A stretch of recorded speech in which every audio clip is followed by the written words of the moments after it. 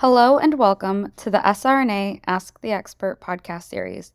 This podcast is titled Social Determinants of Health and Rare Neuroimmune Disorders. My name is Krissy Dilger, and I moderated this podcast. SRNA is a nonprofit focused on support, education, and research of rare neuroimmune disorders. You can learn more about us on our website at wearesrna.org. Our 2023 Ask the Expert podcast series is sponsored in part by Horizon Therapeutics, Alexion AstraZeneca Rare Disease, and UCB. Horizon is focused on the discovery, development, and commercialization of medicines that address critical needs for people impacted by rare, autoimmune, and severe inflammatory diseases. They apply scientific expertise and courage to bring clinically meaningful therapies to patients. Horizon believes science and compassion must work together to transform lives. Alexion AstraZeneca Rare Disease is a global biopharmaceutical company focused on serving patients with severe and rare disorders through innovation, development, and commercialization of life-transforming therapeutic products. Their goal is to deliver medical breakthroughs where none currently exist, and they are committed to ensuring that patient perspective and community engagement is always at the forefront of their work. UCB innovates and delivers solutions that make real improvements for people living with severe diseases. They partner with and listen to patients, caregivers, and stakeholders across the healthcare system to identify promising innovations that create valuable health solutions. For today's podcast, we were pleased to be joined by Dr. Elizabeth Wilson. Elizabeth Wilson is a pediatric neurologist at Cincinnati Children's Hospital with specialized training in neurology and neuroimmunology. She received a Bachelor's of Science in Neuroscience from Lafayette College in Pennsylvania. She then completed medical school at Boston University, pediatric residency at Boston Children's Hospital / Boston Medical Center, and pediatric neurology residency at Boston Medical Center. She went on to pursue a fellowship in neuroimmunology at Massachusetts General Hospital / Boston Children's Hospital. She recently became the director of the Multiple Sclerosis and Neuroimmunology Center at Cincinnati Children's Hospital. Through her research, she aims to understand how a patient's environment, including life stressors, interacts with their body and genetics in inflammatory neurologic conditions such as multiple sclerosis. She believes that by studying this relationship, we can better manage these disorders and advocate for changes that will improve patient outcomes.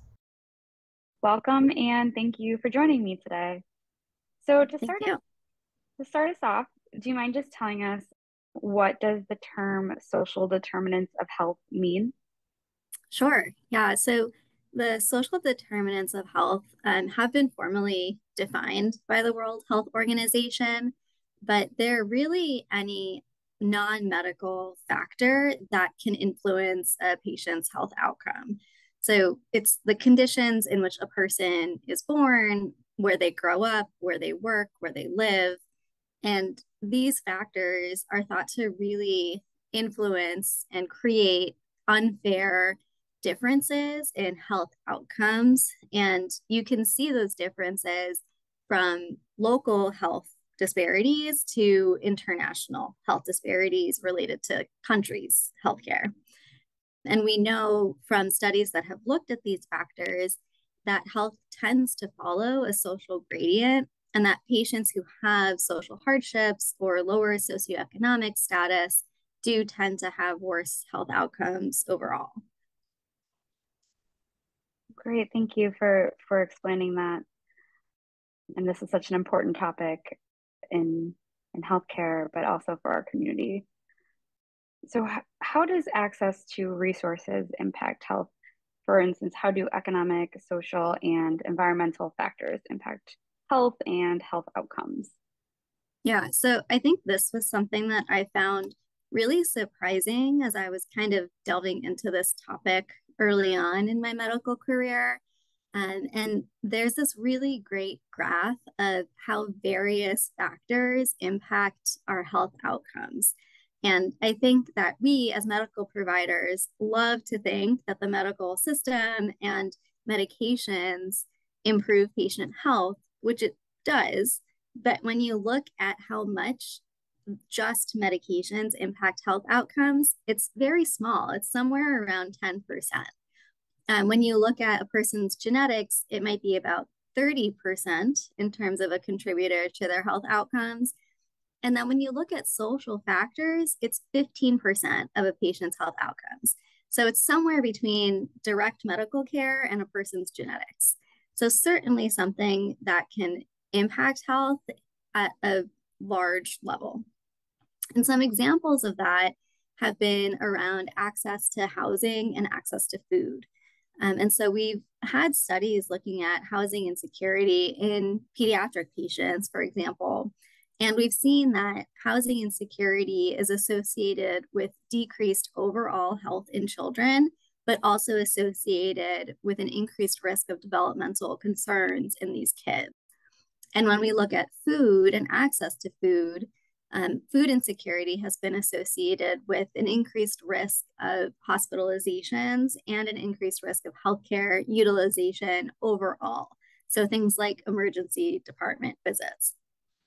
And I think something that's important to note when we think about how social factors may relate to health outcomes is the role that race plays in social hardships. And a lot of studies, I think, will look at race almost as an independent factor in predicting health outcomes. But I think it's really important to emphasize and understand that race is largely a social construct. It's something that our society has created, and that a lot of the differences that we see in health outcomes that may be related to race or seen in different racial groups could be, and I think are likely, not directly related to race, but more directly related to that chronic stress that these patients are experiencing as being part of a marginalized group and potentially as having more social hardships related to that chronic stress. That makes sense. That's really interesting to think about, and probably not something most people can connect just when they're just thinking about these things from their everyday life. But when you really dive into it, yeah, it's important to know these things. So, who is most impacted by health disparities? Is there a specific group of people, or what does the research tell us about that? So I think the takeaway is that the experience of social hardships is pretty prevalent, and that almost anyone can experience a hardship.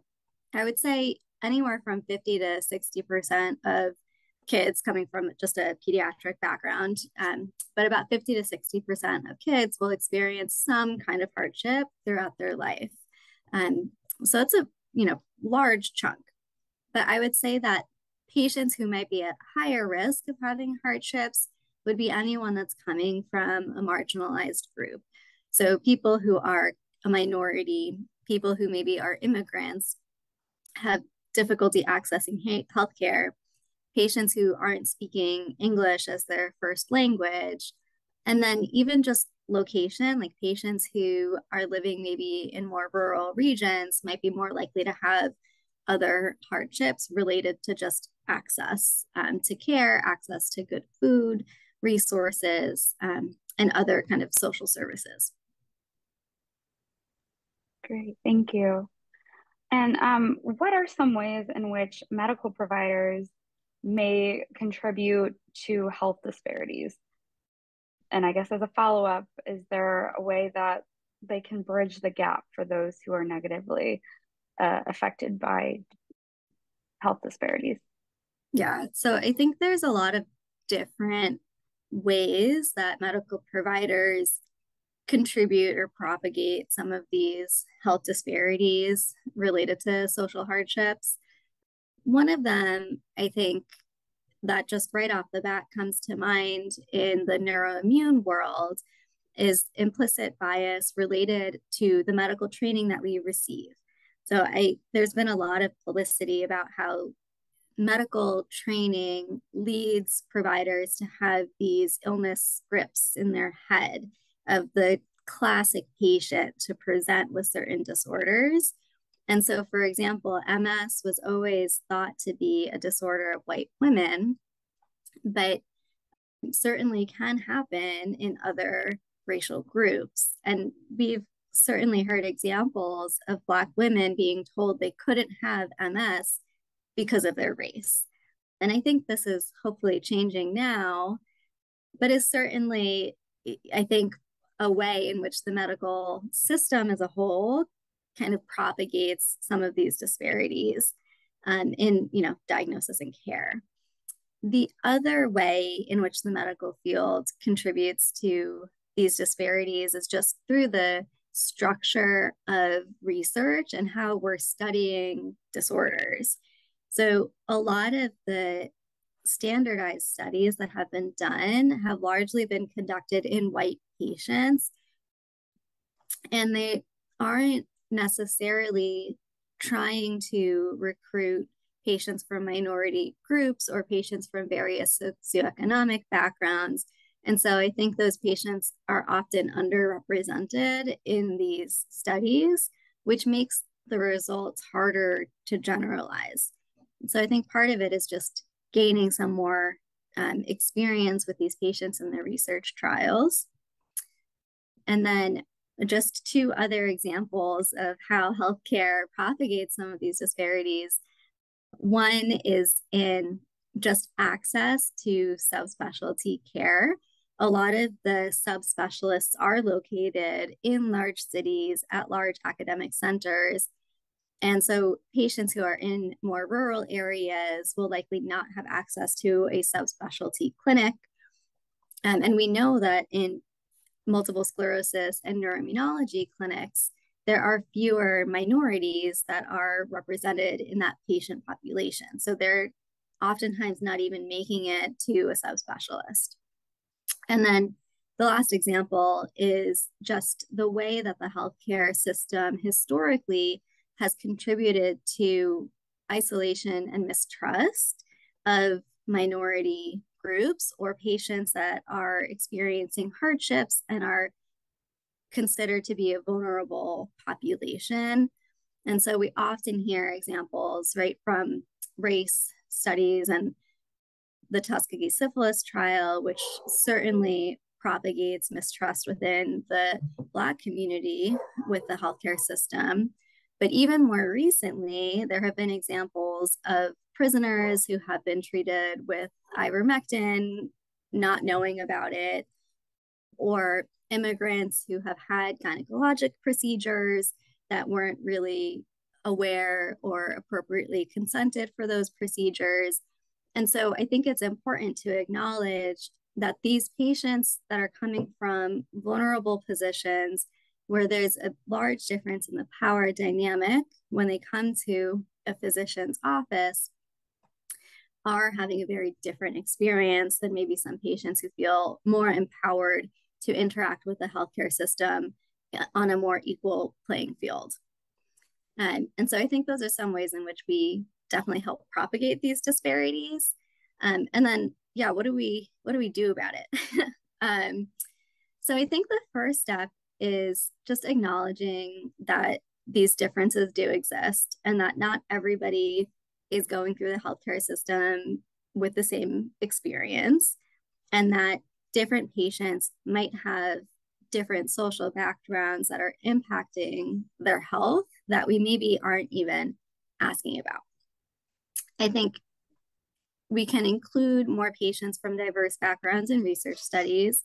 And by diverse backgrounds, I don't only mean race, but making a really conscious effort to include patients who are coming from different geographic areas, different socioeconomic backgrounds in the clinical trials, I think will help make them much more applicable to our patients overall and to providers on the larger scale.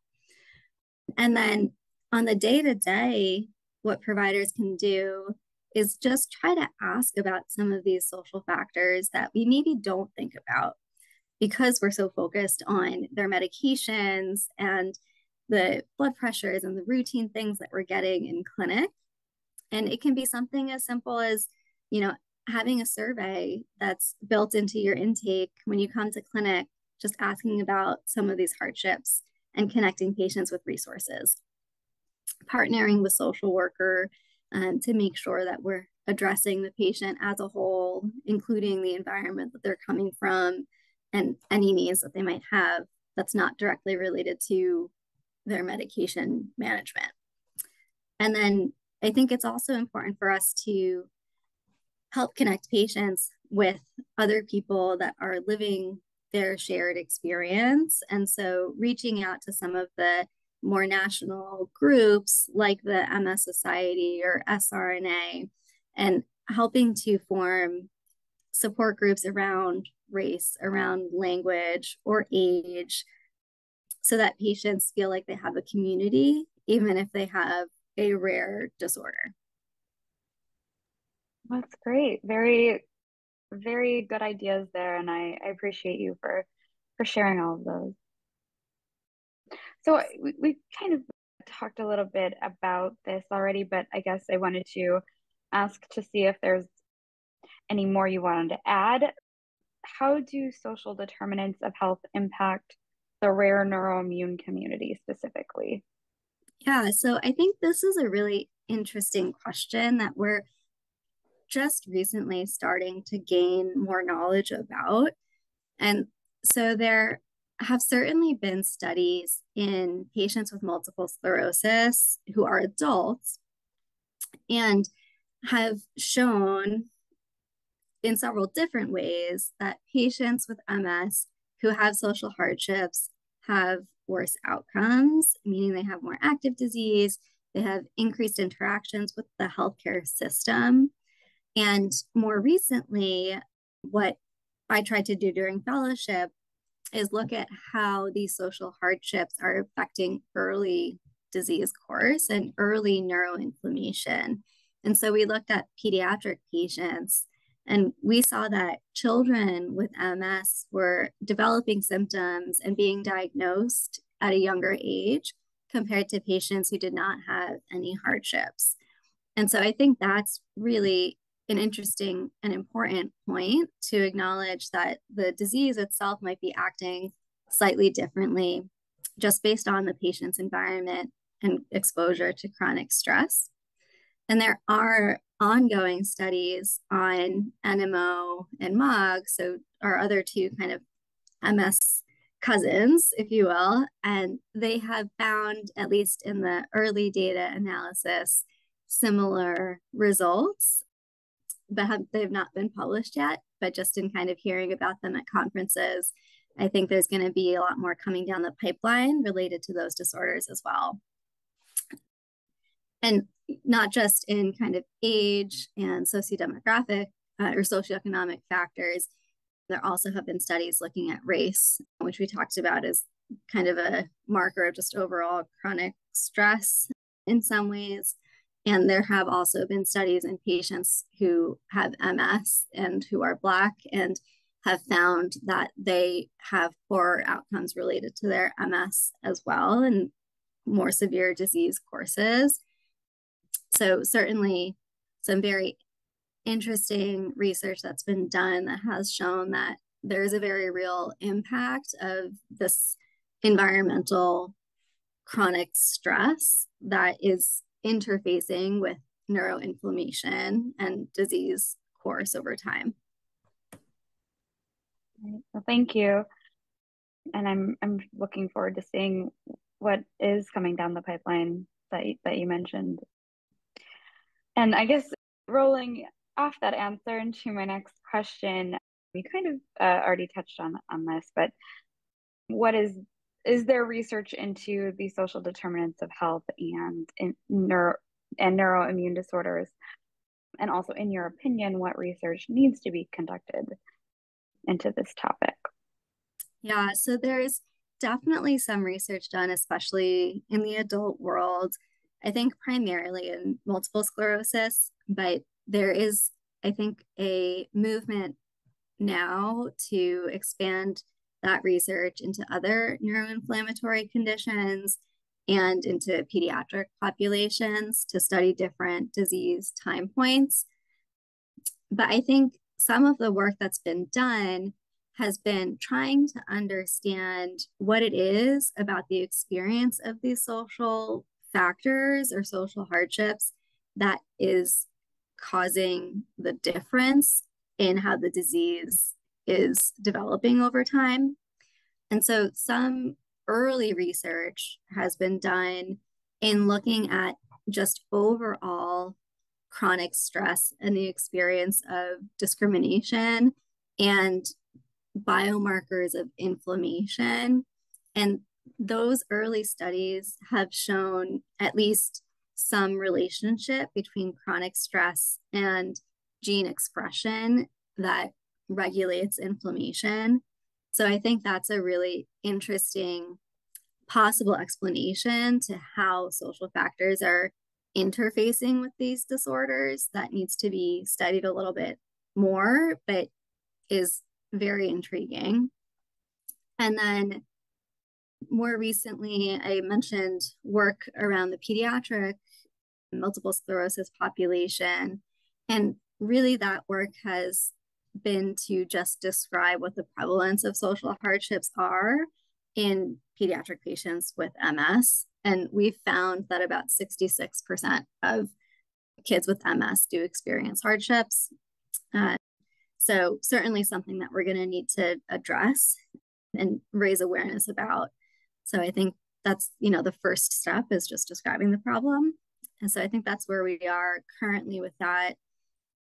And then I touched on this, but I think the next steps really will be trying to expand the diversity of the patients we're studying in standardized research protocols.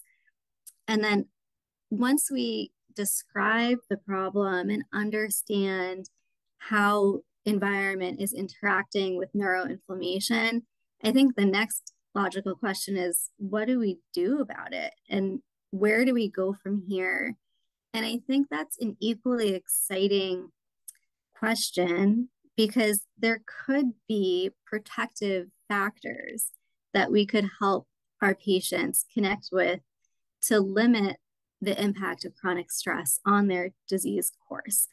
Because we might not be able to change the system right now, and I would love to. But while we're waiting for that to happen, are there things we can tell our patients to do on a day-to-day level that could help protect them from that experience of social hardships and chronic stress? Yeah, that's great. All very interesting and raises so many questions too. Like you said, it's just where we're starting, but definitely not where we're ending. So I appreciate you walking me through that.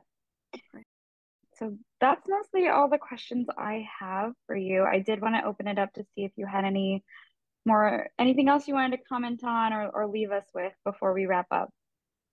Yeah, no, I think that, I'm so glad that you all invited me to participate in this podcast. I think I love talking about this topic and raising awareness about it. So I think if I had to leave just some take-home messages for everybody, for, the providers, I would say work with your team, establish a relationship with a social worker, and ask about these questions, these social hardships that our patients might be experiencing, and try to connect them with resources to address them.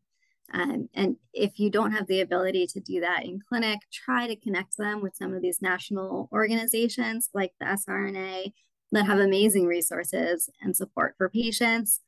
And so we can help provide some hope for them and help build some resiliency for patients that are experiencing these hardships. And then anyone who's kind of looking for additional training or hoping to be a neuroimmunologist, we need more. And I think that if we are able to get more of us throughout the country in more rural regions, then we can help to at least address some of the hardships that are coming from just inability to access subspecialty care. And if patients are listening to this, talk to your doctor about these issues. Feel free to bring them up, on your own. It's hard sometimes, I think, when the physicians don't provide an outlet to talk about social stress, but it's important. And, we're here to help and address all aspects of a patient's health. And that includes these chronic stress factors. Yeah, great. Thank you so much. Those were all such great, important points to make. And I hope this is just the beginning of the conversation. I really enjoyed talking to you today and learning from you. I'm sure our community will as well. And I hope to talk to you again in the future, and hopefully we'll be further along in the research.